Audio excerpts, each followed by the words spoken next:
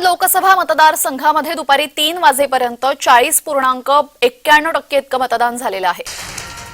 उस्मानाबादमध्ये अर्चना पाटील विरोधात ओमराजे निंबाळकर अशी लढत बघायला मिळणार। अर्चना पाटील या राष्ट्रवादीच्या तर ओमराजे निंबाळकर हे शिवबाठाचे उमेदवार आहेत। उस्मानाबादमध्ये दुपारी 3 वाजेपर्यंत 40.92% इतकं मतदान झालेलं आहे। अर्चना पाटील विरोधात ओमराजे निंबाळकर अशी लढत उस्मानाबादमध्ये बघायला मिळणार आहे। आपल्यासोबत आमचे उस्मानाबादचे प्रतिनिधी उदय साबळे जोडले गेलेले आहेत। उदय, 3 वाजेपर्यंतची आकडेवारी 40.92% इतकी आहे।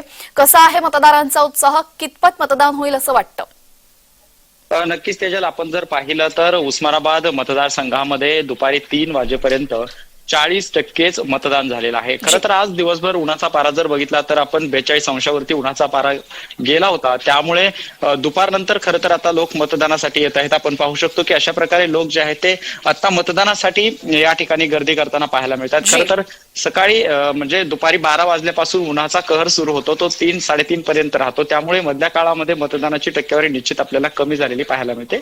परंतु आता पुन्हा एकदा 1 तास अवधी आहे अजून मतदान संपण्यासाठीचा, तोपर्यंत मतदानासाठी मोठ्या संख्येने आपल्याला मतदार आलेले पाहायला मिळतात, त्यामुळे निश्चितपणे मतदानाचा टक्का आणखीन थोडासा वाढेल असं आपल्याला लक्षात येतंय। जर 2019ची तुलना केली तर काय फरक जाणवतोय? मतदानामध्ये उत्साह वाढलाय, कमी झालाय, काय घडतंय?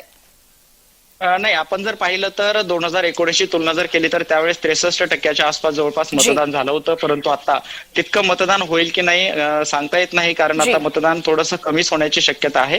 कारण उन्हाचा जो कहर आहे त्याचबरोबर त्यामुळे लोकांनी घराबाहेर पडणं जरी टाळलेलं आपल्याला पाहायला मिळतंय। खरं तर निवडणूक विभागाकडून असेल, जिल्हाधिकारी यांच्याकडून असेल, मतदान करण्याचं आवाहन जे आहे ते करण्यात आलं होतं। मतदान केंद्रांवरती मंडप लावण्यात आले होते, लोकांच्या सोयी सुविधा करण्यात आल्या होत्या, परंतु लोक जे आहेत मतदानासाठी आता कुठंतरी बाहेर पडायला आता दुपारनंतर सुरुवात झालेली आपल्याला पाहायला मिळते। या संपूर्ण परिस्थितीवर आपलं असंच लक्ष असू दे। तुर्तास धन्यवाद आपण दिलेल्या माहितीबद्दल।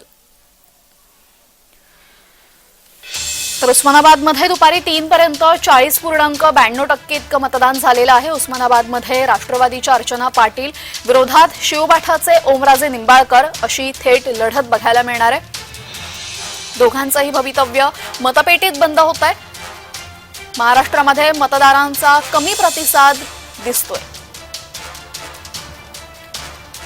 तर इथून शिवबाठाचे उमेदवार ओमराजे निंबाळकर यांनी सर्व नागरिकांना आवाहन केलेलं आहे मतदान करण्यासाठी। पाहूयात। तिनं पैशाचा आमिष दाखवून जी लोकप्रतिनिधी फुटतात त्यांच्यासाठी डोळ्यात अंजन घालायला लावायचा हा प्रकार आहे।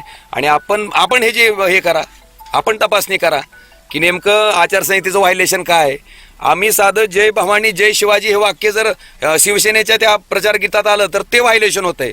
आणि मला वाटतंय अशा पद्धतीने धडधाकटपणे आम्ही आमिष दाखवायचं, आम्ही तुम्हाला वाऱ्या करतो, आम्ही तुम्हाला हे वाटतो, आम्ही तुम्हाला ते वाटतो म्हणून जर सांगायचं, मला वाटतं हे कुठल्या व्याख्येत बसतं? आता प्रशासनाने ह्याच्या बाबतीत बघणं गरजेचं आहे।